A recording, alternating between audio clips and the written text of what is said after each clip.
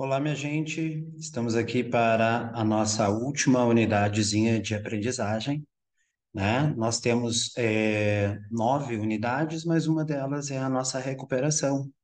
Então, essa será a nossa última unidade de conteúdo, onde nós iremos tratar, né? Finalizar aquela partezinha de ondas, né, sonoras. Na aula passada, a gente comentou a respeito das qualidades fisiológicas do som, definimos o que que era uma onda sonora e também falamos a respeito da polarização. Então, a nossa aula de hoje, ela vai tratar, né, da intensidade sonora, do nível de intensidade sonora e os fenômenos sonoros, que no caso a gente irá trabalhar com a reflexão, a gente também vai trabalhar com o efeito Doppler e por último, então, ressonância e batimento. Para que a gente possa então dar andamento à nossa aula, vamos projetar, né, e começar a falar. Então, deixa só eu arrumar aqui,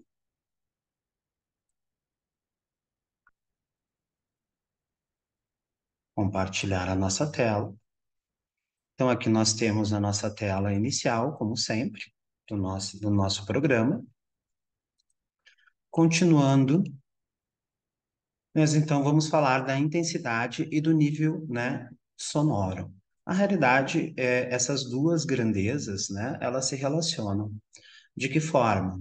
O nível sonoro é um comparativo de intensidade do ambiente com a intensidade que a gente chama de intensidade de fundo, intensidade básica, né? Então, se a gente colocar para vocês as situações em que a gente pode associar, né, este nível de intensidade, nós não podemos esquecer que a intensidade, como foi visto na unidade passada, ela está associada a quem? Está associada à amplitude e, por consequência, ao volume. Então, quando a gente altera o volume de uma onda sonora, a gente está alterando a sua intensidade, a gente está alterando a sua amplitude, por consequência, vai estar alterando a energia que esta onda poderá estar carregando. Então, aqui eu coloco uma situação que certamente vocês devem ter passado, né, onde alguém está ouvindo alguma música com um som muito forte. Lembre-se, né, muito forte, porque alto está associado à altura, né, e a gente troca normalmente isso no dia a dia. E aí o que que acontece? Eu tenho que verificar o que que é essa intensidade desta onda sonora depende. Então, a gente tem a intensidade sonora como sendo a potência da nossa fonte pela nossa área. O que que nós temos que nos lembrar? Que a projeção da onda sonora, ela se dá de forma esférica. Então, esta áreazinha aqui de baixo, ela é a área da esfera. O que que nós temos que pensar, né? Essa área da esfera, ela vai estar associada ao quê? A uma distribuição tridimensional. Então, é muito importante vocês entenderem que essa área aqui, ela não é uma área plana, ela é uma área tridimensional, ok? E a potência vai estar associada a essa distribuição, né, tridimensional da onda sonora. Lembre-se que a onda sonora, ela é longitudinal, mecânica e tridimensional, né? Continuando. Então, essa potência, ela vai estar associando a energia transportada, né, por unidade de área. Essa energia, a energia como é uma grandeza muito difícil de ser medida. Então, o que que a gente faz? A gente associa ela à potência. Então, se eu sei a potência, eu sei a minha energia que eu estou transmitindo. Então, o que que nós temos que lembrar também é que esta intensidade, então, ela vai estar associada à amplitude da onda sonora. Sim, essa variação de intensidade vai estar associada à distância, obviamente. Por quê? Porque quanto mais longe da nossa fonte, né, maior vai ser essa área, por consequência, menor vai ser a intensidade. Então, nós podemos, né, associar o quê?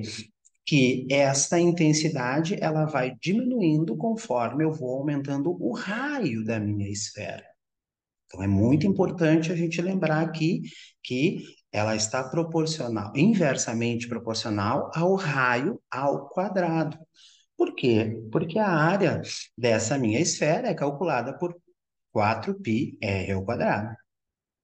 Então, o que que vai acontecer?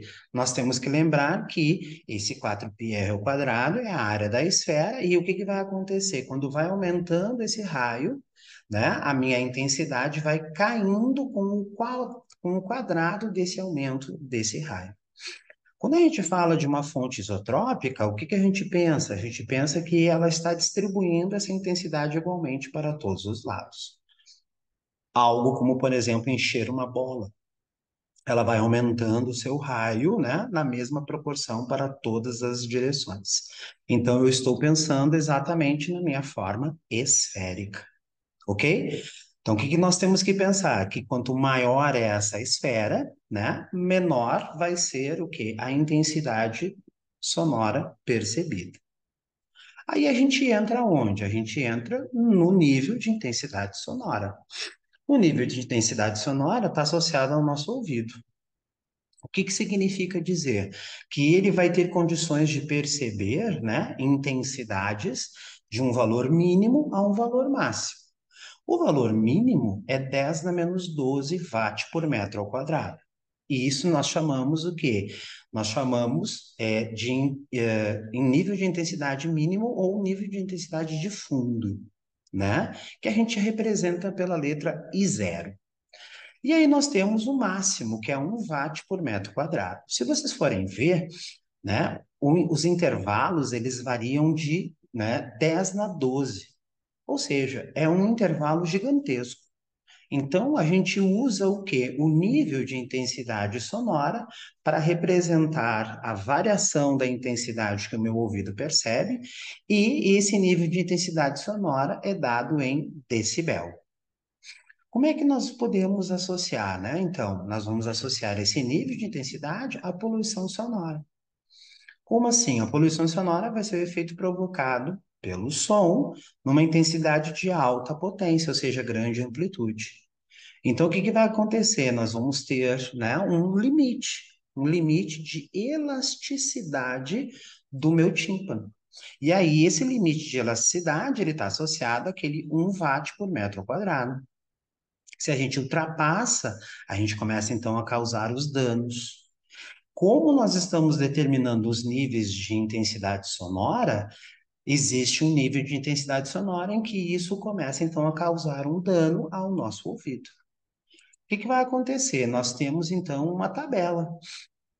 Essa tabelinha, né, que vocês têm acesso ao material lá, essa tabelinha, ela vai mostrar como funciona, né, o nível de intensidade sonora e o que que ela pode provocar e onde nós podemos encontrar.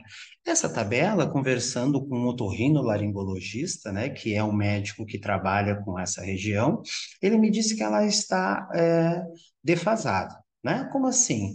Hoje, por exemplo, existem pessoas que começam a sentir no limite da dor, que aqui nessa tabela está marcado 120 decibéis, começam a sentir de repente no 140.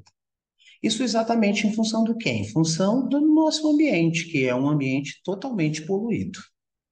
Como é que nós podemos determinar este nível de intensidade sonora? Esse nível de intensidade sonora é determinado a partir dessa relaçãozinha.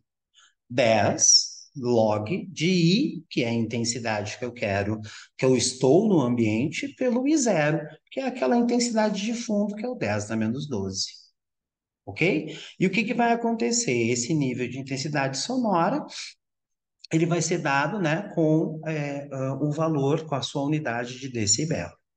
Vejam, é uma escala logarítmica. E se vocês se lembrarem da função logarítmica, ela varia muito rapidamente. Então, por exemplo, né, se eu estou conversando com vocês num valor de 70 decibéis, é muito simples ir para, de repente, 100 decibéis. Por quê? Porque como é uma escala logarítmica, a variação não é linear, gente. A variação é logarítmica. Então, o que que vai acontecer? Nós temos as variações aqui ocorrendo muito rapidamente. Então, é muito simples ir de 80 decibéis para 100 decibéis. É muito simples ir de 50 decibéis para 100 decibéis. Então, é muito sensível essa escala. Então, tem que tomar sempre esse cuidado. Óbvio que se nós vamos usar o logaritmo aqui, nós não podemos esquecer a função exponencial, que é a função inversa do logaritmo, ok? Então, o nível de intensidade sonora, que é esse beta aqui, ele vai ser determinado a partir desta relaçãozinha. Para que a gente possa entender, né, vamos fazer um exemplo. Qual o exemplo, né? Nós temos aqui o seguinte texto. No festival de rock, os ouvintes próximos às caixas de som recebiam uma intensidade física sonora de 10 watts por metro quadrado. Sendo 10 na menos 12 watts por metro quadrado a menor intensidade física sonora audível, determine o nível né, sonoro do som ouvido por eles. Então, o que nós precisamos nos lembrar? Que o nível de intensidade sonora é determinado pela equação 10 log de I sobre zero. O que nós sabemos? Nós sabemos o I e nós sabemos o I zero. Então, vamos substituir. O I vale 10, o I zero vale 10 na menos 12. O que nós temos agora aqui, né? Um log de 10 na 13, né? Por quê? Porque aqui em cima tem 1. Então, conserva a base e subtrai os expoentes. 1 menos 12, 13. Log, né, de 10 na 13, log de base 10 de 10 na 13 é quanto? É 13. 10 vezes 13, isso dá, então, 130 decibéis, que é exatamente um nível de intensidade sonora altíssimo, né? Se nós nos referirmos à tabela anterior, ok? Ou seja, uma pessoa está sentindo dor nesse exato momento ao lado da caixa de som, certo? Continuando no nosso próximo exemplo, a gente tem um exemplo um pouco mais elaborado, né? Num show de rock, uma pessoa a 40 metros de uma caixa acústica ouve sons de nível sonoro de 120 decibéis. Admitindo que a fonte é pontiforme e isotrópica, lembrem, né? Ela está distribuindo igualmente a intensidade para todos os lados. Qual é a potência por ela emitida? O nível sonoro de 0 decibel corresponde à intensidade 10 na menos 12, ou seja, o meu I0 vale 10 na menos 12. E aqui, para fins de cálculo, ele está pedindo para adotar o π igual a 3. Então, o que nós sabemos? Né? Que o nível de intensidade sonora é 10 log de I sobre zero. 120 é igual a 10 log de I sobre zero. Eu vou passar esse 10 dividindo. Então, eu vou ter 120 dividido por 10 igual a log de I sobre zero. 12 é igual a log de I sobre zero. O que eu tenho que me lembrar? Se eu elevar, né, fizer 10 na x, 10 na 12 e fizer também 10 na 12 aqui desse lado, eu vou ter que 10 na 12 é igual a I sobre zero. Logo, eu posso isolar o meu I, o I0 que está dividindo passa multiplicando, 10 na 12 vezes 10 na menos 12, que é o valor do I0, isso me dá 1 watt por metro quadrado. Esse é o valor da intensidade, né? Mas o que ele está pedindo? Ele está pedindo a potência, correto? Então, eu tenho que calcular a potência. Eu sei que essa intensidade é potência por área. Logo, a potência vai ser a área da esfera, 4πr ao quadrado, vezes, né, a minha intensidade, que eu acabei de calcular.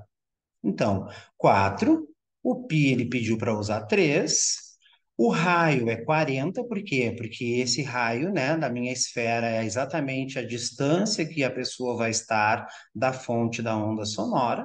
Então, R ao quadrado, 40 ao quadrado, vezes 1. Isso vai dar uma potência de 19.200 watts. Isso é muita potência, né? Isso é muita potência. Certo? Então, aqui nós temos um exemplo um pouco mais elaborado do que aquele que nós fizemos anteriormente. Ok? Então, sobre nível de intensidade sonora, é isso aí. O que nós vamos falar agora? Fenômenos sonoros. Quantos fenômenos sonoros nós temos? Todos os fenômenos que aconteciam com ondas, com exceção da polarização, obviamente, né? Vão acontecer também com o som. Só que existem fenômenos que a gente evidencia mais na onda sonora. E um deles é a nossa reflexão. A reflexão aqui na onda sonora, ela pode ser chamada de duas formas. Quais são essas duas formas? Vocês conhecem por eco, mas na realidade é eco e reverberação. Tá, mas qual é a diferença entre eco e reverberação? O nosso tímpano, ele tem o quê? Ele é um dispositivo mecânico, então ele tem limitações. E o tempo, né, em que ele consegue perceber uma onda sonora da outra, chamado de tempo de reminiscência, é em torno de 0,1 segundo para a maioria das pessoas. E esse tempo é que vai definir se nós teremos eco ou se nós teremos, né, reverberação. Como assim? Se a onda sonora emitida, né, pela minha voz, por exemplo, ela bater numa parede e voltar, né, refletida, né? Se esse tempo for menor do que 0,1, que é o tempo de reminiscência, nós temos a reverberação. Se esse tempo for superior ao tempo de reminiscência, nós temos o eco.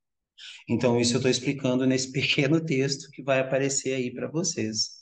Né? Então, a reminiscência é o tempo associado ao quê? À limitação do tímpano em relação à vibração. Ou seja, de nós percebermos uma onda sonora da sua reflexão. Se nós não percebemos essa onda sonora da sua reflexão, nós temos a reverberação, significa dizer que a reflexão voltou antes do 0,1 segundo. E aí o que que nós temos, ou o que que nós sentimos? Nós sentimos que parece que a palavra ou as frases, elas continuam logo em seguida a gente ter terminado. Que é o que acontece, por exemplo, de uma sala de aula vazia. Chega lá, as pessoas têm um hábito de dizer, ah, a sala está tão vazia que chega a dar eco. Impossível. Por quê? Porque ali na nossa sala, as dimensões da nossa sala não conseguem promover o eco, só conseguem promover a reverberação. O que que só conseguem promover a reverberação? Esse 0,1 aqui, deixa eu só botar aqui para vocês, vamos botar aqui e escrever para que vocês possam entender. Né? Então, o que que vai acontecer? Nós vamos poder calcular, né? Então, a distância vai ser igual à velocidade vezes o tempo. A velocidade que nós usamos normalmente para o som a 20 graus Celsius, que a gente falou na aula passada, é 340 metros por segundo.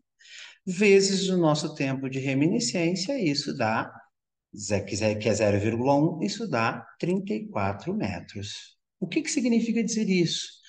Que a distância para que nós tenhamos eco, né? Ela tem que ter 34 metros? Não, na realidade ela tem que ter 17. Por quê? Porque eu estou falando de reflexão. Então é 17 para ir, 17 para voltar. Então esses 34 metros é a distância mínima para a onda percorrer entre a ida e a volta. O que que significa dizer? Que se eu tiver um obstáculo a menos de 17 metros, vai dar reverberação.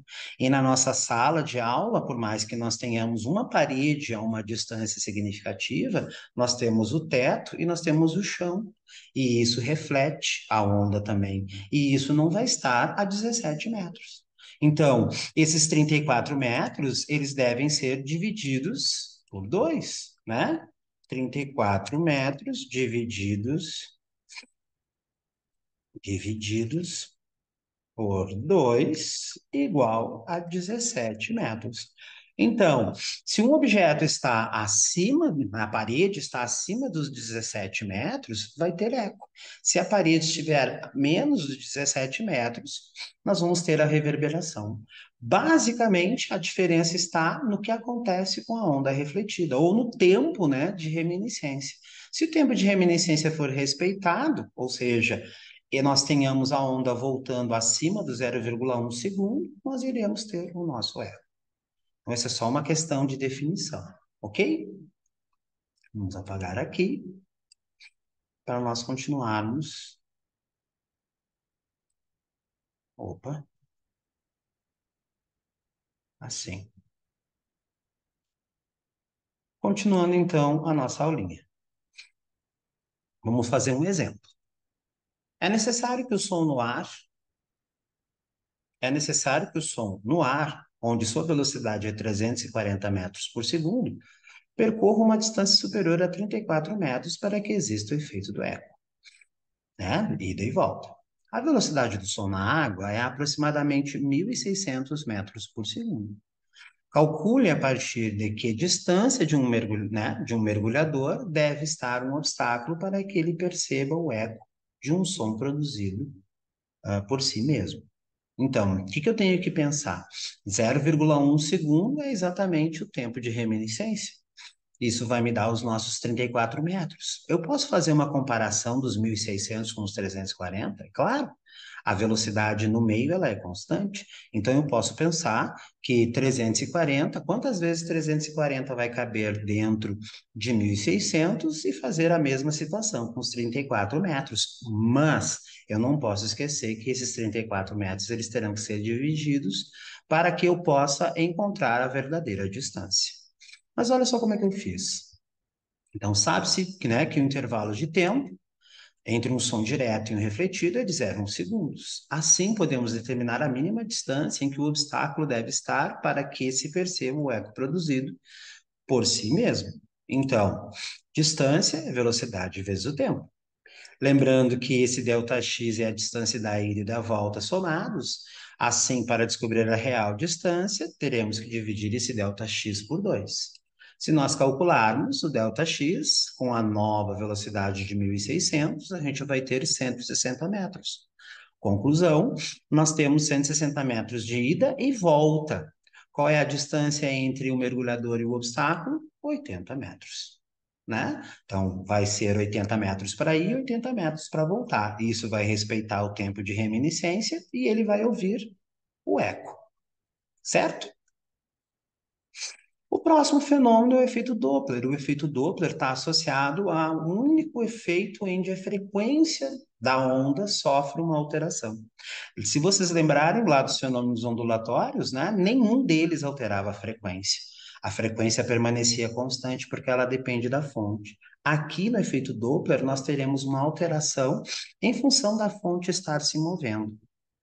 O que significa dizer? Que se nós temos a fonte parada, né, nós vamos ter o quê? As múltiplas esferas sempre espaçadas, né, formando aquela frente de onda que eu comentei com vocês. Então, aqui nós temos a fonte e o observador, que é essa carinha verde aqui, em repouso. Aí, o que vai acontecer? Essa fonte começa a se aproximar do observador. Vai acontecer este desenho aqui. Se vocês observarem, as distâncias deste lado são menores, as distâncias destes lados são maiores. O que nós temos que nos lembrar? Que frequência é inversamente proporcional ao comprimento de onda, porque a velocidade da onda continua sendo a mesma, né? O meio é o mesmo, então não tem o que fazer. Só que esse efeito vai acontecer a onda se aproximando ou a onda, né, ou a fonte se afastando. Então eu tenho que pensar sempre nas duas possibilidades. Agora, o que é importante? Aqui o comprimento de onda diminuiu. Consequência, a frequência aumentou. E aqui o comprimento de onda aumentou, consequência, a frequência diminuiu. Então, nós podemos escrever, para ficar bem claro para vocês, né, que deste lado nós temos uma menor frequência, certo? Aqui vamos botar certinho, uma menor frequência, porque o comprimento de onda aumentou, e desse lado nós teremos uma maior frequência. Por quê? Porque o comprimento de onda diminuiu. Isso é muito importante salientar essa diferença, exatamente por quê? Porque aqui é o único fenômeno onde a frequência vai sofrer uma alteração. E essa alteração, ela é percebida pelo nosso ouvido. Mas tudo em função do quê? Em função da fonte se aproximar ou se afastar. Aí o que vai acontecer? Nós temos que pensar em como determinar, né? Então, nós vamos ter a relação de frequência do observador, frequência percebida pelo observador, frequência emitida pela fonte, velocidade da onda no meio velocidade do observador e velocidade da fonte. Vejam que aqui, ó, a velocidade da onda no meio, ela se mantém. Mas por que esse mais e esse menos? Exatamente para se pensar na maior e na menor frequência. Percebam que aí nós temos uma relaçãozinha. Então, normalmente, a gente considera a velocidade do observador como sendo zero. Então, o que que vai acontecer? Essa parte aqui em cima, ela pode ser descartada. Mas se ela existir, nós temos que pensar que se o observador se aproxima da fonte, a velocidade dele é positiva, se o observador se afasta da fonte, a velocidade dele é negativa. Já para a fonte, nós temos que pensar, né, a situação ao contrário. Então, se o observador, né, se a fonte se aproxima se afasta do observador, ela é positiva, se ela se aproxima, ela é negativa. Quando o observador está parado, essa velocidade vai ser igual a zero. Quando a fonte está parada, a velocidade da fonte vai ser igual a zero. Para que vocês entendam, eu coloquei uma animaçãozinha aqui. Vamos acessar. Deixa eu compartilhar aqui a animação. Então, tá aqui. Vejam, ó. Vou parar. Então, vou botar a velocidade da fonte. Vou dar um start. Deixa eu botar ela um pouquinho para o lado. Aqui. Vamos parar aqui. Então, ó, se eu dou velocidade igual a zero, a fonte vai emitir ondas de mesma distância, certo? Aumentando a frequência, vai diminuir a distância entre elas, né? Então, a distância entre essas frentes ali mostra que tem uma relação com o comprimento de onda. Se eu vou diminuir a frequência, botar aqui uma frequência de 1 Hz, vejam lá, ó, a distância aumenta. Diminui a frequência, aumenta o comprimento de onda. Agora, vamos botar a nossa frequência de 3 Hz e vamos fazer essa onda andar, essa fonte andar, né? Vejam que desse lado aqui, à esquerda, eu tenho distâncias menores e do lado à direita eu tenho distâncias maiores. Então, eu posso dizer que aqui eu tenho maior frequência e aqui eu tenho menor frequência. O mesmo acontece quando ela estiver voltando. Ela vai bater agora na esquerda e vai voltar. Então, olha só, o mesmo vai acontecer se ela estiver voltando, né? Vamos parar e aí vamos dar o stop, ó. Aqui ela tem exatamente o quê? Mesmas distâncias. Por quê? Porque ela está em repouso. Então, o que que acontece? A gente tem exatamente o nosso, né, a nossa situaçãozinha aqui está apresentada. Vamos fazer um exemplo? A fonte sonora, que emite um som de frequência de 528 Hz, se aproxima de um observador parado com a velocidade de 72 km por hora. Sendo a velocidade do som no ar de 340 metros por segundo, calcule a frequência do som percebido pelo observador. Então, o que que nós precisamos entender? Tirar os dados do problema. A frequência é 528 Hz, a fonte está se aproximando, então ela tem que ser negativa, e a velocidade da fonte, que está em quilômetros por hora, tem que passar para metros por segundo, certo? Continuando, a velocidade do som no ar é 340 metros e o observador está parado. Fazendo as substituições na nossa equação, nós vamos ter isto. Frequência da fonte 528, 340 mais ou menos zero, porque a velocidade do observador é zero, e 340 menos, por quê? Porque a fonte está se aproximando. Então, 340 menos 20. Isso vai ser 340 dividido por 320, né? Esse 528 passa multiplicando, então vai dar 528 vezes 340 dividido por 320. Então, o observador vai perceber uma alteração, né, de 528 para 561 Hz, certo? Ah, o efeito Doppler é percebido, por exemplo, em transmissões de Fórmula 1, quando o carro passa, né? E naquele primeiro episódio lá do The Big Bang Theory, onde o Sheldon vai à festa de fantasias na casa da vizinha dele, em frente, né? E ele vai fantasiado de preto e branco, e todo mundo pergunta para ele se ele está de zebra, mas na realidade ele está de Doppler. Se vocês puderem assistir o primeiro episódio, é bem interessante. Ok? E aí, os nossos dois últimos fenômenos, né? Que é a ressonância e o batimento. O que que nós chamamos de ressonância? A ressonância é quando os materiais vibram na mesma frequência. Se eles estão vibrando na mesma frequência, eles estão em ressonância. Então, por exemplo, as cordas, né, de um violão, elas vão vibrar quando são tocadas.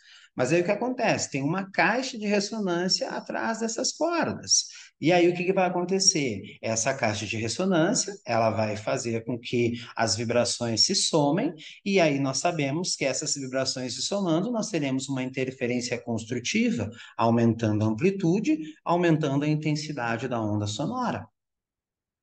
Já, por exemplo, né, a gente também tem o batimento, que é exatamente o quê? O contrário, né, da ressonância. Como assim? Elas estão com frequências diferentes, mas próximas. E aí o que que vai acontecer? Vão ter zonas em que elas irão se somar e vão ter zonas em que elas irão se destruir. Então, não é interessante, por exemplo, nós termos batimento. É interessante nós termos ressonância. Só que, às vezes, a ressonância, ela pode ser prejudicial. Em que sentido? Se ela entrar em ressonância, duas fontes entrarem em ressonância e aumentarem a amplitude, o que que vai acontecer? Poderá aumentar a amplitude demais e a situação entrar em colapso, que é o caso, por exemplo, de pontes, e se vocês tiverem, né, a curiosidade, é o caso de terem, por exemplo, alterado muitos estádios aqui do Brasil. Principalmente, né, o Beira-Rio e o Olímpico, que o Olímpico foi simplesmente esquecido e foi feita a arena. Então, o que que acontece? Ali foi pensado, primeiramente, na ressonância. Então, eles inicialmente diminuíram a capacidade dos dois, até que chegou no limite. Chegou no limite, tiveram que fazer, né, um novo estádio. A ressonância, ela também pode acontecer com ondas eletromagnéticas, né? No famoso exame de ressonância magnética. Mas aí o princípio de funcionamento é um pouquinho diferente, tá? Mas digamos assim, a essência é a mesma, né? Nós vamos ter o quê? Campos magnéticos vibrando na mesma frequência de moléculas, ok? Aí nós temos aqui um exemplo, um desenho onde acontece a ressonância, desculpe, o batimento. Só que isso aqui eu vou mostrar para vocês agora no aplicativo. Então é só clicar aqui e vocês vão acessar. Eu vou compartilhar aqui a nossa tela. Então tá aqui, ó, né? O que que vai acontecer aqui? Nós vamos trabalhar. Ó, a frequência 15 e a outra 16. Se eu boto as duas 16, o que que vai acontecer? Eu tenho a amplitude daquela, mais a amplitude dessas somadas. Então, a amplitude dessa é um quadrinho, a amplitude dessa é um quadrinho, a amplitude dessa vai ser dois quadrinhos. Isso dois start, elas estão em ressonância, certo? Agora, se eu coloco o 15 como estava antes, vejam que já criou aqui, ó, uma interferência, né, destrutiva. Nós vamos dar um start. Elas estão com uma pequena diferença. Então, existe um momento em que ocorre a ressonância, mas existe um momento onde não ocorre a ressonância, né? Vamos colocar, por exemplo, uma frequência. Aqui é 16, vamos colocar 10 e 20. Vejam o que que vai acontecer. Enquanto uma vibra bastante, a outra vibra, né, menos. Então vejam, aqui está tendo uma onda resultante dessas duas. Elas têm momento em que ocorre ressonância, sim, que é essa maior, mas tem momento em que uma destrói a outra. Então nós temos o quê? Uma diferença de frequência, por consequência, nós temos os batimentos. Só que os batimentos são considerados quando a frequência é muito próxima, certo? Então, aqui nós temos a situaçãozinha. Voltando para a nossa aula. Então, olha só, né? Com isso aqui, a gente fecha os fenômenos sonoros e fecha a parte da nossa unidade 8. Vejam que na próxima unidade vocês vão ter acesso à recuperação, e essa recuperação ela vai ser uma avaliação onde vocês terão, né, todas as unidades sendo avaliadas, certo? Então é muito importante vocês decidirem por realizar, se querem realmente realizar esta atividade de recuperação. Lembrem-se que a nota anterior não altera, ok? A nota anterior, que é a média aritmética de todas as atividades, né? Das 8 atividades, ela não se altera após a recuperação. Ela só vai alterar após a recuperação se a recuperação for superior à média dessas 8 atividades. Essa unidade 8 vai ter uma nova atividade que vai funcionar até o sábado, dia 7. Por quê? Porque no sábado, dia 7, começa então a atividade de recuperação. Ok? Espero ter ajudado todos vocês, que vocês possam aproveitar essas aulas que eu postei aqui para vocês, de forma, né, que possam ilustrar mais ainda as aulas que vocês já trabalham. Ok? Foi um prazer ter estado aqui com vocês. Fiquem com Deus e até um próximo encontro. Tchau, tchau.